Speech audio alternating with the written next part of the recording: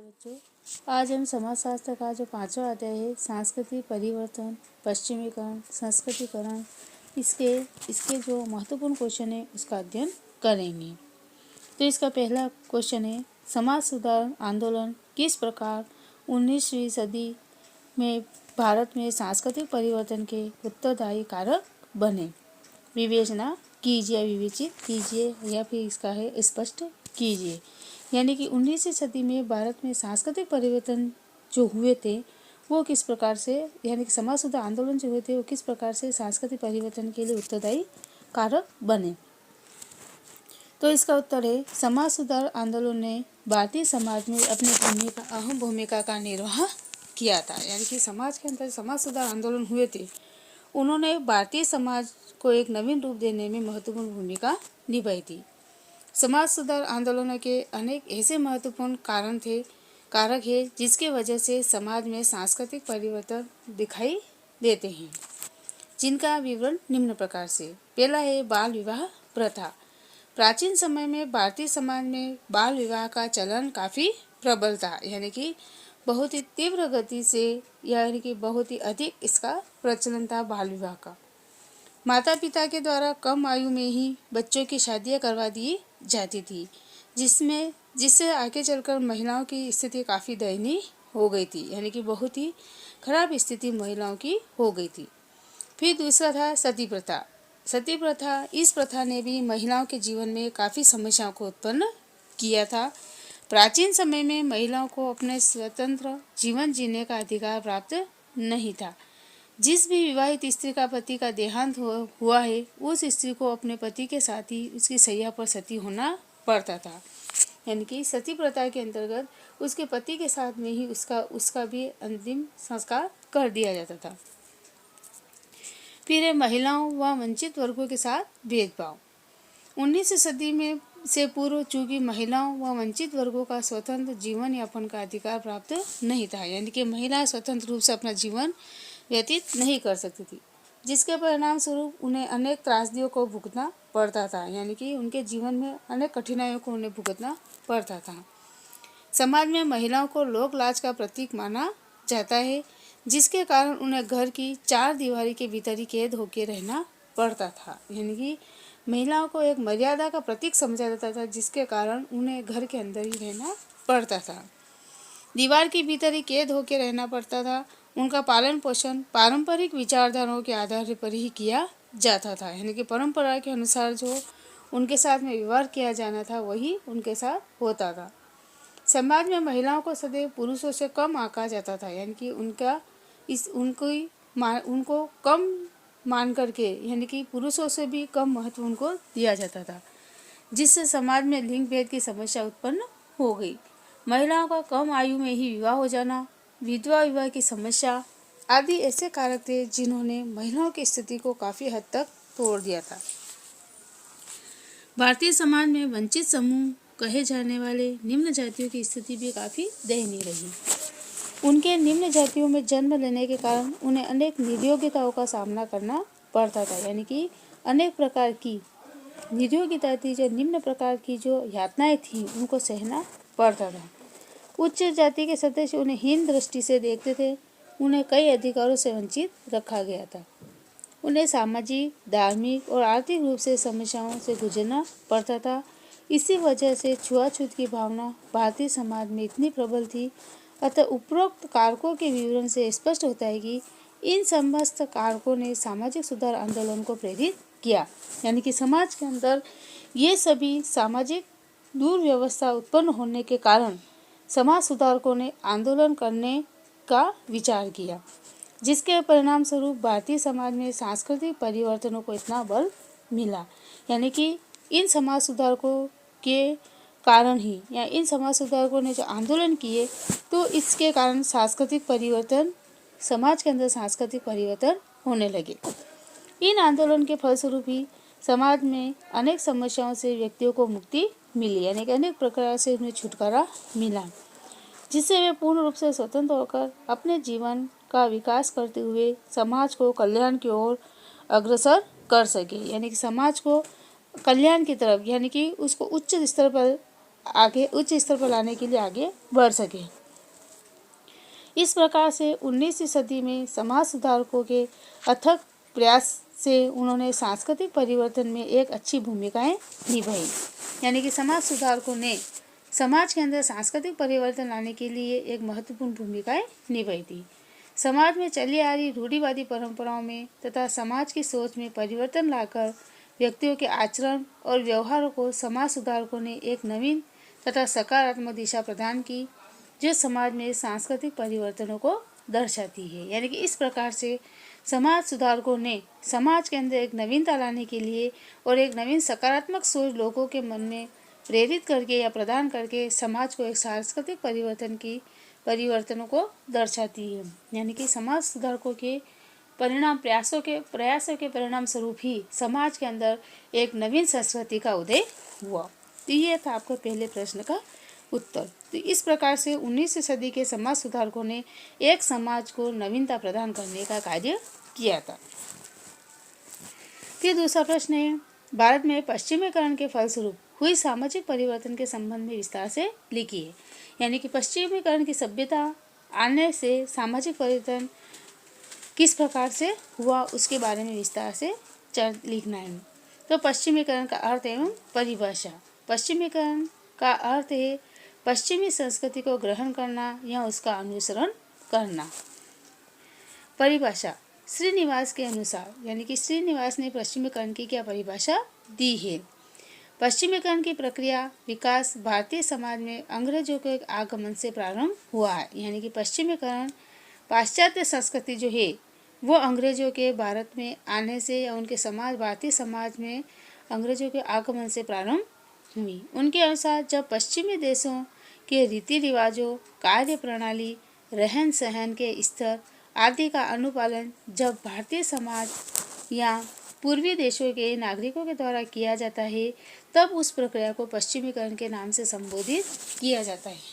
यानी कि पाश्चात्य सभ्यता या पश्चिमी देशों के रीति रिवाज या उनके कार्य करने की पद्धति, उनके रहने सहने के तरीके आदि का अनुपालन या उन्हीं के आधार पर वैसा ही अनुकरण जब भारतीय समाज जब पूर्वी देशों के नागरिकों द्वारा किया जाता है, तो उस प्रक्रिया को या उस कार्य पद्धति को क्या कहते हैं, पश्चिमीकरण के नाम से संबोधित किया जाता है। पश्चिमीकरण के फलस्वरूप भारतीय समाज में हुए सामाजिक परिवर्तन का विवरण निम्नलिखित बिंदु से स्पष्ट होता है। परंपरागत संस्थाओं के स्थान पर नवीन संस्थाओं का उदय हुआ।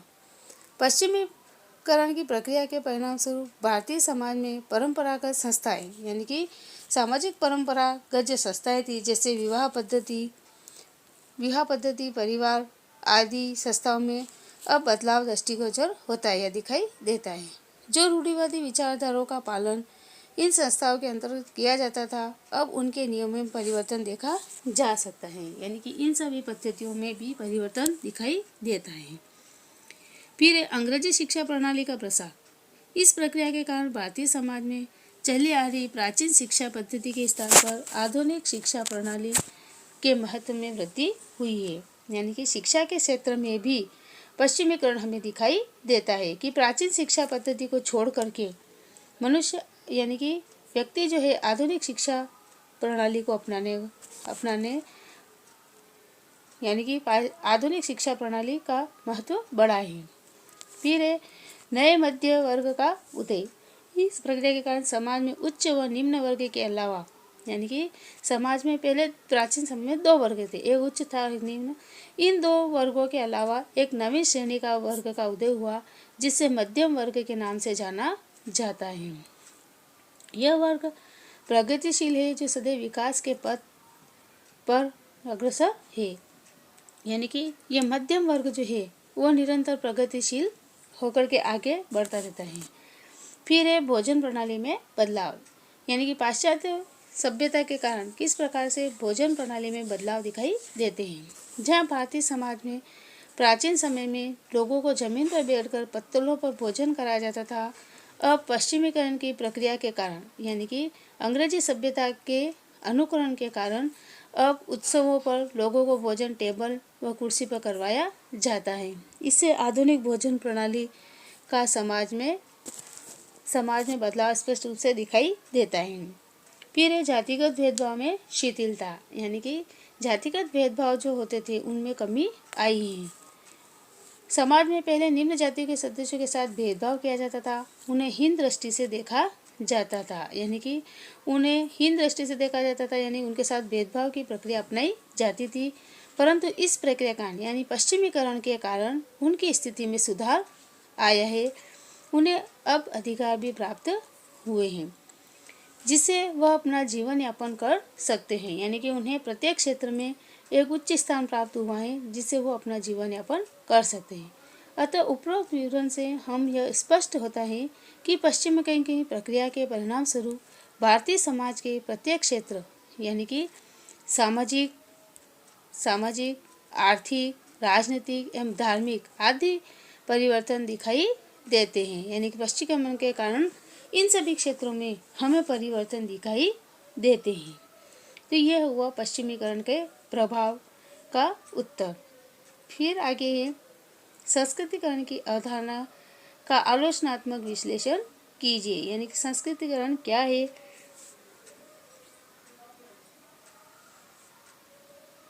उसकी मान्यता क्या है और उसका आलोचनात्मक विश्लेषण हमें करना है।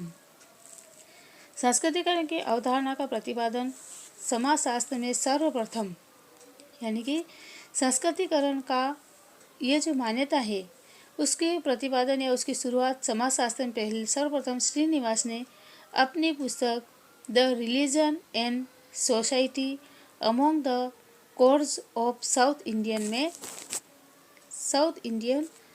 इंडियन में किया है।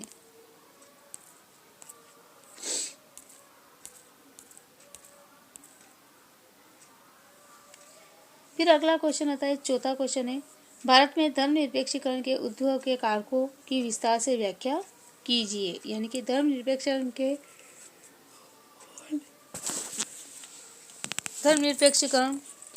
उद्भव के कारकों की विस्तार से व्याख्या कीजिए। धर्मनिरपेक्षीकरण किसे कहते हैं?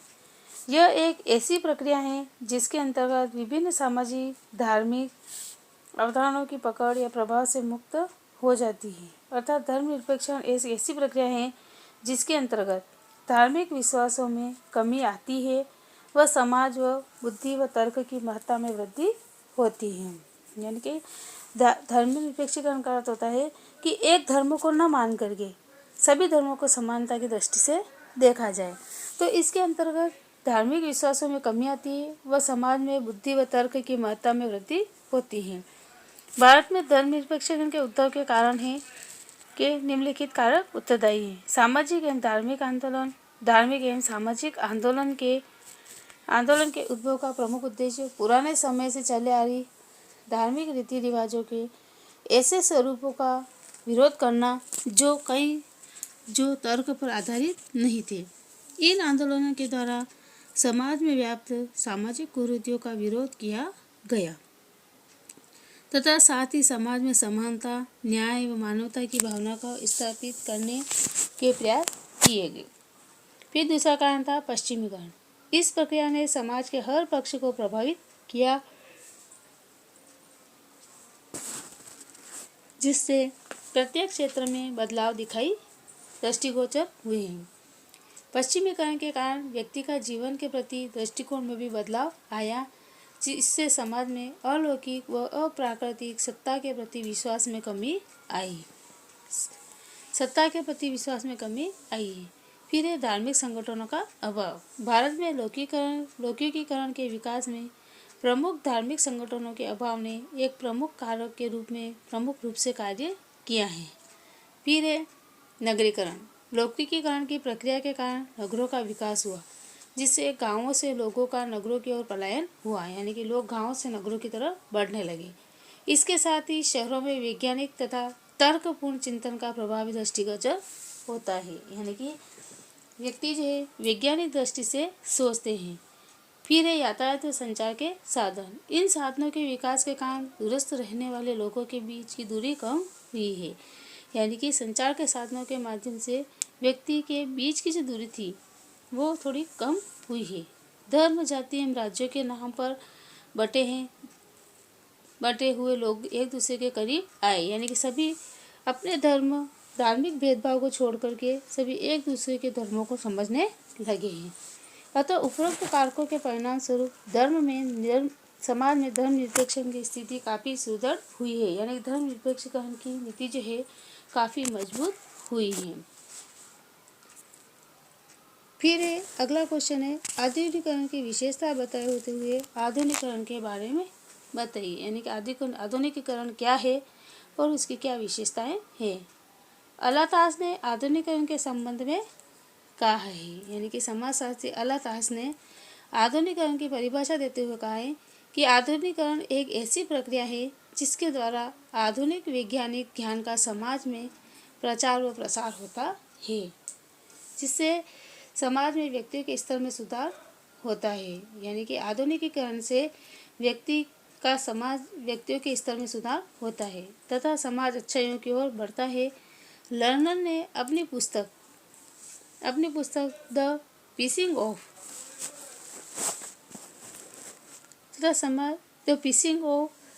ट्रेडिशनल सोसाइटी में आधुनिकीकरण की 7 विशेषताओं का उल्लेख किया है।